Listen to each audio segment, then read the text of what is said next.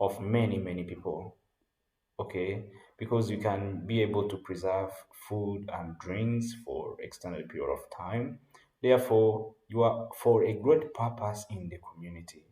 Okay, by now you should start seeing yourself as probably the savior of many people who can go hunger without processed food products or drinks.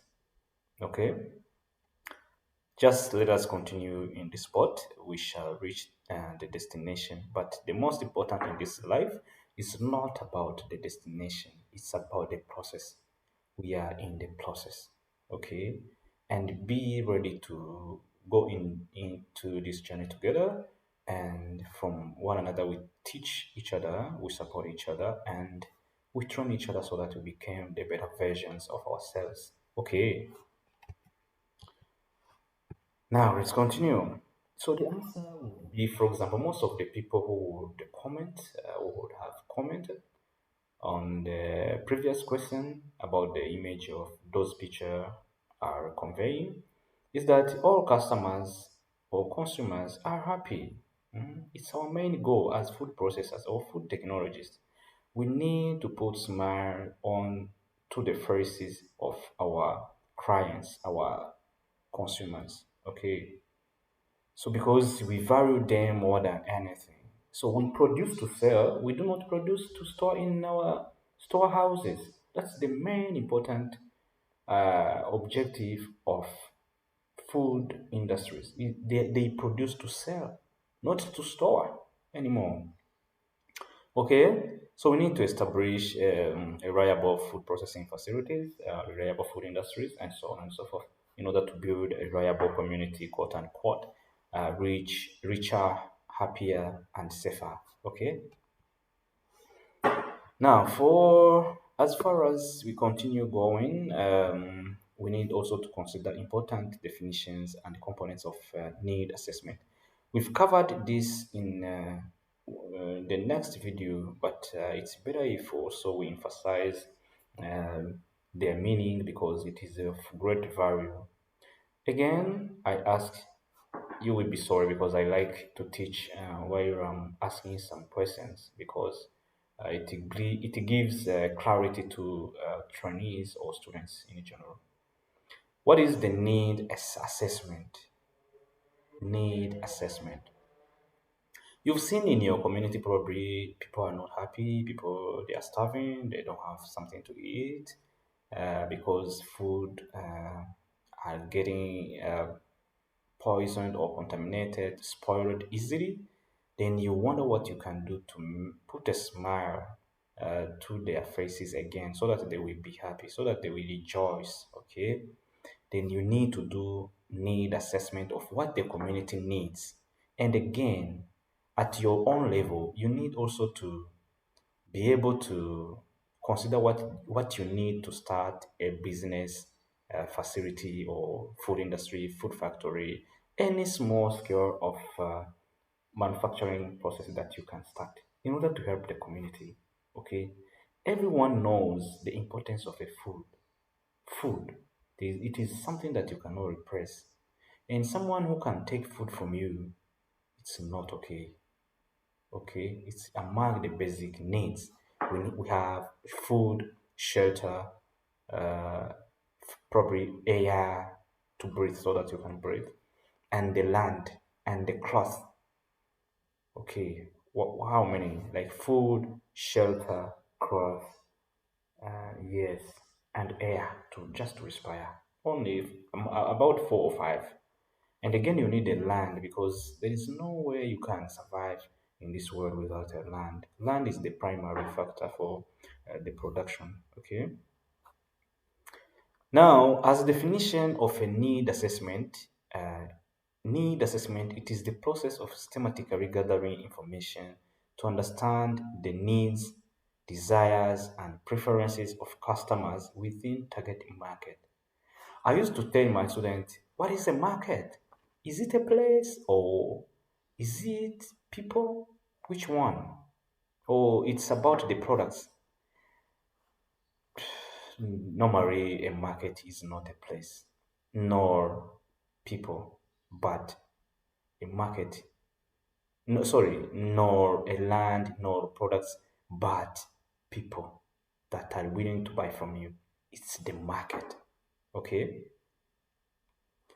A market is not a place, nor products, nor anything else except people who are willing to buy from you, that they should have also the purchasing power.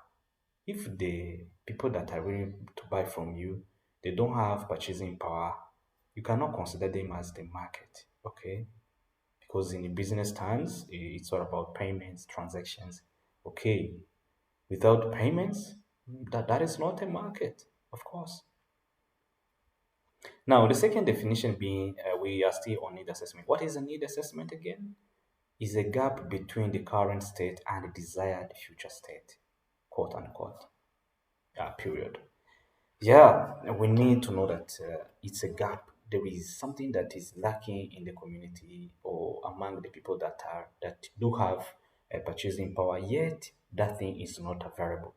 So that is a potential market because if that thing is needed very, very much, you can produce it or start importing it so that you gain financial transactions. Okay, they can pay you. That's obvious. Yeah, without much further ado, let us look at the definitions.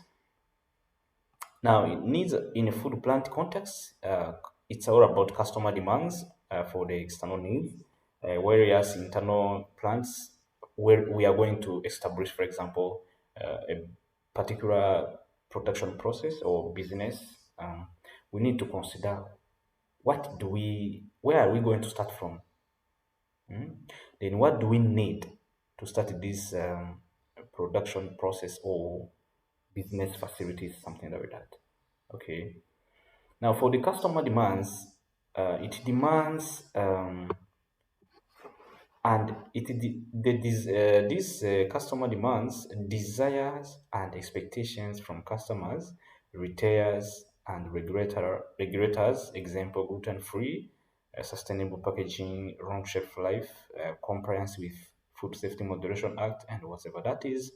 The demands or needs from outside. Okay. Then internally, we also have some needs, requirements for example, efficiency, safe and cost-effective operations, faster packaging run, for example, reduced water consumption, improved sanitation protocol, staff training on new equipment. These are all internal needs or internal plant needs that we need to solve in order to be excellent in our products or services. Okay. Now, stick with me. We are going to continue further in this course. Now, the components of a need assessment can be also be discussed. We can discuss about it. So, what are the components of a need assessment in food plant establishment? First one being stakeholder analysis. Second one, gather data and analysis about consumer preferences and their needs.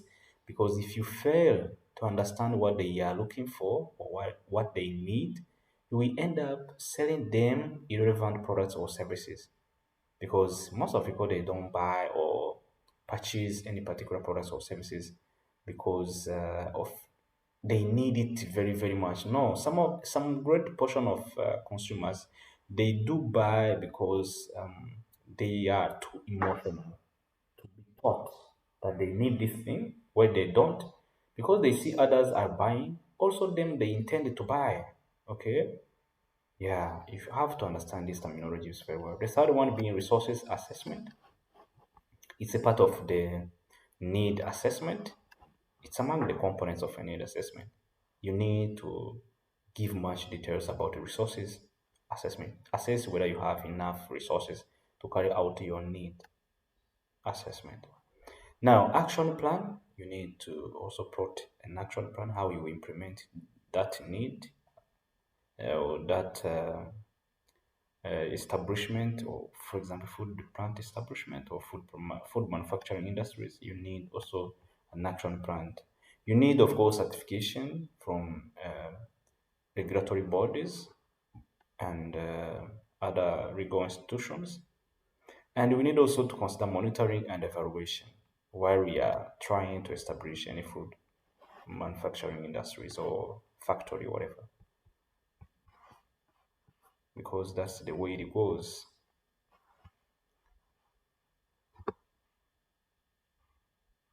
Now, why need assessment is very, very important. For the following reason, it is important need assessment. First, for the market alignment. Second, for differentiation. And third, for customer satisfaction and loyalty. And fourth, for innovation. Okay? Fourth is for the innovation. That's why need assessment is very, very important. Now, I lead. For the market alignment, first and foremost, needs assessment ensures that products or services align with the demands of the market. By understanding what consumer needs, truly need, and want, businesses can tailor their offerings to meet those requirements effectively. Now, differentiation. In today's saturated markets, differentiation is crucial for standing out from the competition. Needs assessment helps businesses identify unique opportunities or gaps in the market that they can capitalize on, allowing them to differentiate their offerings and create a competitive advantage. Okay, these two for the market alignment is to find yourself a place in a market. How do you find a place in a market? By addressing the existing gap. So if you are not able to exploit the gap that are currently there on markets, there is no way you can survive. No way. Then for differentiation, the most thing that is very, very important to make you sustainable in that market position, it's that you continue to do innovations so that your products differ from any other seller at the market. Okay, be very, very careful with this. Yeah, let's go on. The third one being customer satisfaction and loyalty. We've said we are going to also discuss about this one in the previous section or video. Because customer satisfaction and loyalty is the first important or trust. If your customer trusts you, that you can give, you always give them safe products, effective, reliable, of high quality, in a great quantity. Always there is no shortage of products or services at your store. They will be always attached to you. They will not leave you. Okay, and if you continue to serve them, this is all about the service. This is about the highest distinction in marketing, in the product delivery, whatever. Okay, in quality, safety, and whatever. So when customers feel that a product or service addresses their specific requirements, they are more likely to remain loyal to the brand and even become advocates, spreading positive word of mouth. Again, what you need to consider here, most people, if they find your products are good, a great portion, they tend to keep quiet. And if your product is very, very bad, of maybe your products or services is of bad quality, they will intend to spread rumors. They will intend to tarnish your image. That's that's people of nowadays. They don't appreciate. So you should be very, very careful always to treat them with great care and caution. Do not take them as granted because one day they might be buying from you. The next day they shift from you because the power is shifting. Okay? Be careful the way you treat your customers. Yeah. And the fourth one is innovation. I said it earlier from this differentiation, but what differentiates from our brand to other brands is the innovation. We always put some ingredients, new innovative approaches, new innovative ideas, so that we stand still, we stand firm at the market. Okay.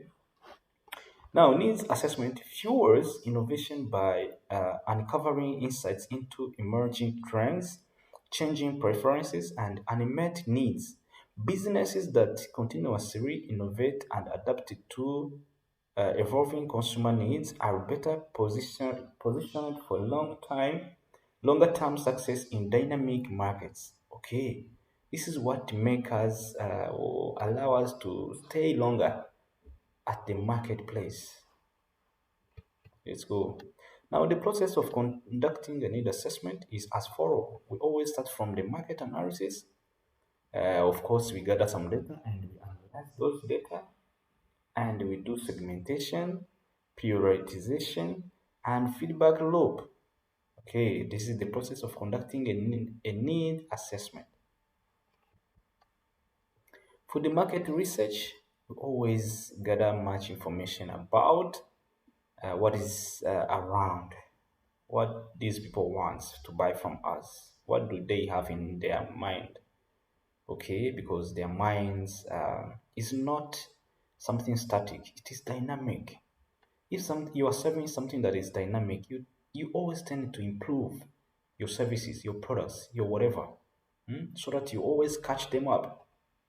Yeah, this involves gathering data through various methods such as surveys, focus group interviews, and observational studies.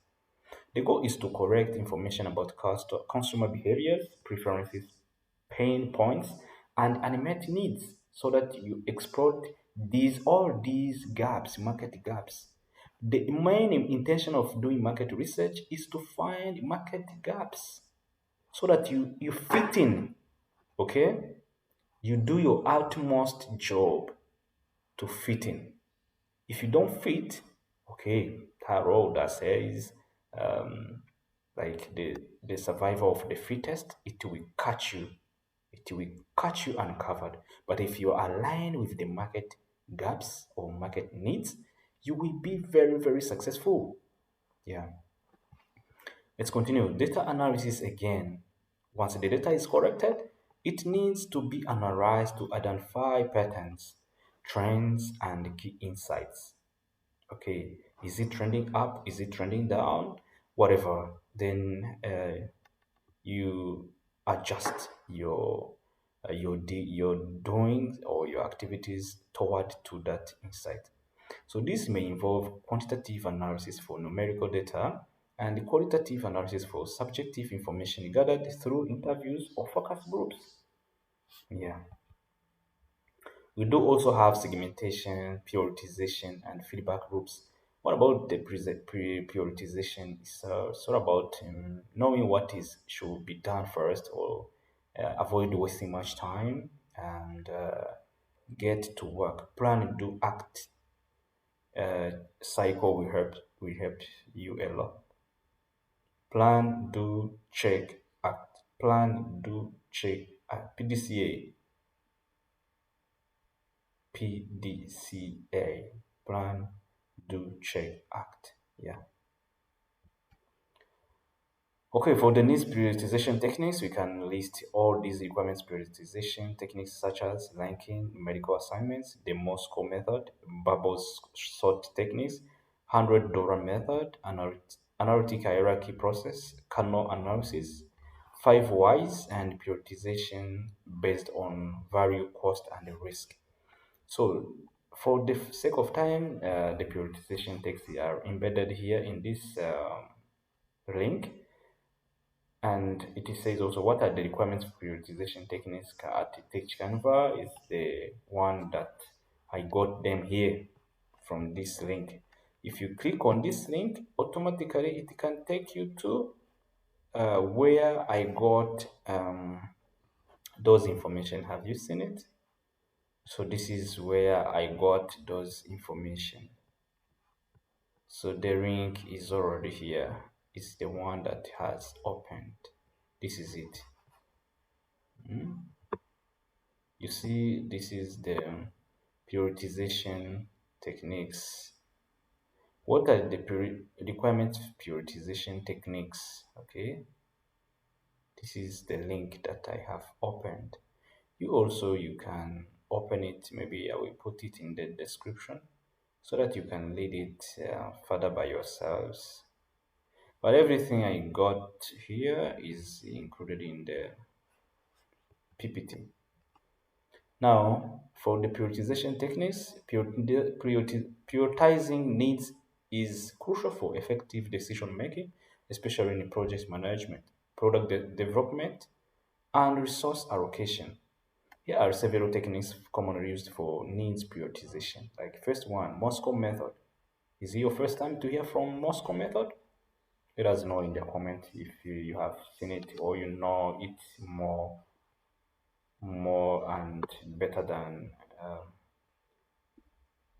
what I consider for you to have. Also, we do have also Kano model.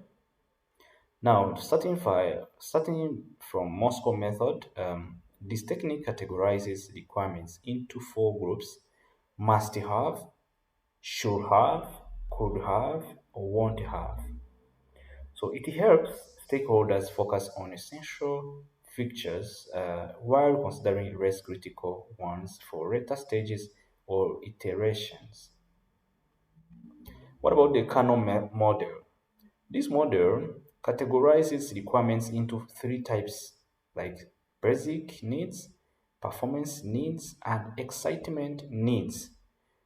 It helps in understanding customer satisfaction levels by distinguishing between essential and additional features.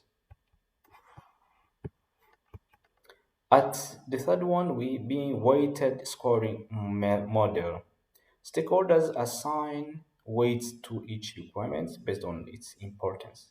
Then criteria are evaluated against these weights and scores are assigned.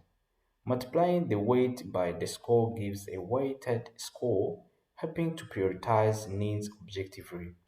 The fourth one being value versus effort matrix. Requirements are plotted on a matrix with one axis representing the value benefits they provide and the other axis representing the sorry requirements are plotted on a matrix with one axis representing the value they provide and the other axis representing the effort, sometimes the cost, required to implement them. This visual representation helps in identifying high value, low effort items for prioritization. Now, number five, Eisenhower matrix. Based on urgency and importance, this technique categorizes needs into four quadrants: important and urgent, important but not urgent, urgent but not important, and neither. This is, for example, is in our matrix. The first quarter we have urgent, something you need to do. Urgent and important, it is in one quadrant. This is the first quadrant. The second quadrant has not urgent but important. You see, you do cross check like this row and the column. It's like in the matrix. You do cross multiplication. Like row, you multiply to the column. You multiply this row to the column. Yeah, that's how the matrix works. Now, this one, if it is urgent and important, you plan to do. You have to do it. Task with deadlines or consequences, and not urgent, but if it is important, you schedule. Task with unclear deadlines that contributes to a longer time success. What if it is urgent and not important? You delegate. You delegate the power. Someone else can do the work for you. Then, if it is not urgent, not important, you delete or you forget about it. Okay? Disruptions and unnecessary tasks. Most of the time, they fall into this category. The third quadrant matrix. Here, this is the fourth one. Okay, if we are going clockwise direction. This one will be the first, second, the third, and the fourth. We do have also other prioritization techniques such as value versus complexity analysis, WSGF, ranking prioritization meetings, bucket system, and so on and so forth. We cannot go ahead and read each and everything, but you have to understand and choose the one that can work for you and the one that you understand. Okay? Because if you understand two or three, you choose the one that can serve you better. The one that can serve you better is the one you are familiar with, the one that you like it most. That's it. And according to the context of your organization or your business entity. We do also have impact effort matrix.